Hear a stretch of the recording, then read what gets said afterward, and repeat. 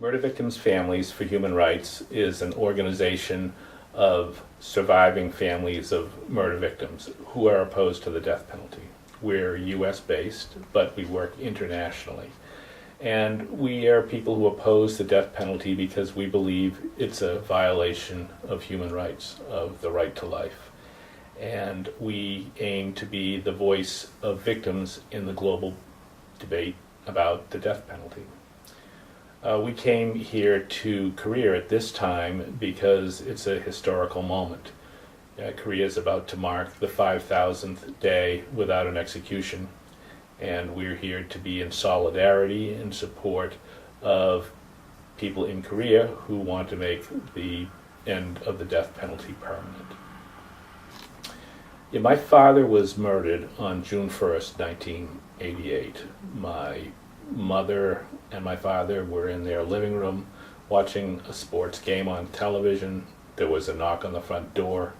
My father got up and answered, and when he did, 2 shots from a rifle hit him in the chest and ripped it apart and killed him in front of my mother's eyes. And so from that moment, I've had to think about what you do after someone is killed.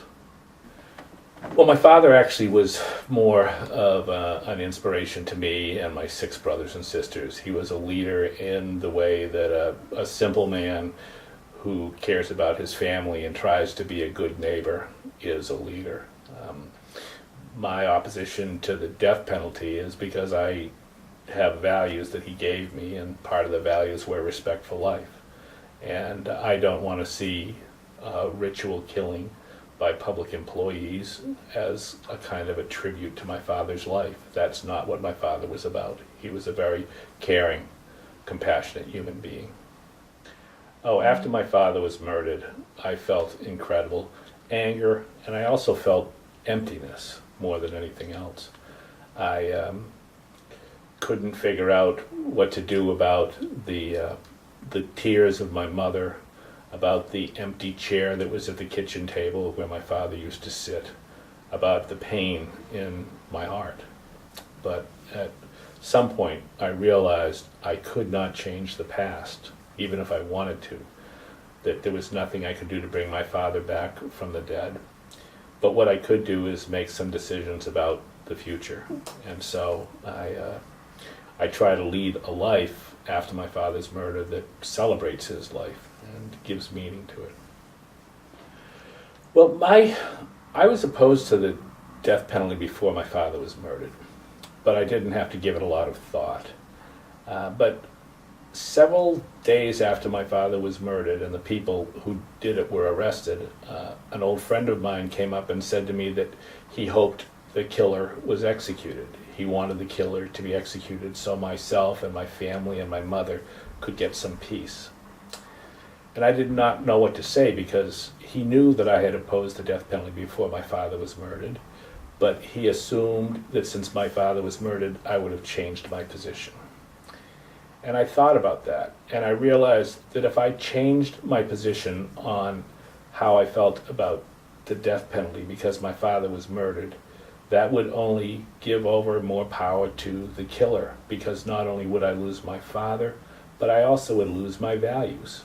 And I think it's the same for all of a society as it is for individuals. If we let people who kill make us into killers, then evil triumphs and we're all worse off.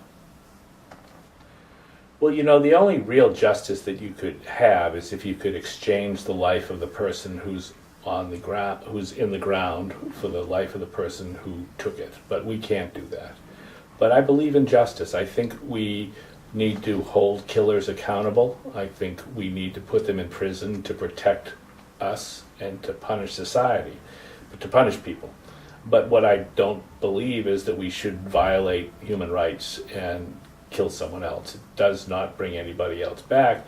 It makes us really into killers. It makes us as a society engage in the same kind of behavior that we abhor, that we say we're opposed to. And so I believe in justice for victims and in human rights for all. I mean, I think the death penalty is a distraction. I think it takes away from the real needs of victims, which are to be supported. I meet with victims here in Korea as I meet with victims in the United States, and they feel abandoned by society and by their government. The only thing that they're really told that they can have is an execution, and an execution doesn't do anything to bring anybody back. What I think we need to do is concentrate on preventing crime, concentrate on holding people who do commit crimes accountable, and concentrate on helping victims to heal after the killing and get on with their lives. For myself, I don't forgive the killer of my father, but I don't have to forgive the killer of my father to be opposed to the death penalty. What I do is I just relinquish. I don't want to have a relationship with my father's killer, but I don't want to be consumed by hate. My message to Korea is that you are in a very important place in the world right now. You have the Secretary General of the United Nations is a Korean. You have a proud 5,000-year history and a 5,000-day experience of not having an execution. You have the opportunity to be a leader in human rights, not just in the region, but throughout the world. And I would hope that Korea would make permanent the end to executions and serve as a moral example to the United States, to Japan, to China, to Saudi Arabia, to other nations in the world that don't yet have a culture of respect for human rights, but Korea can lead the way.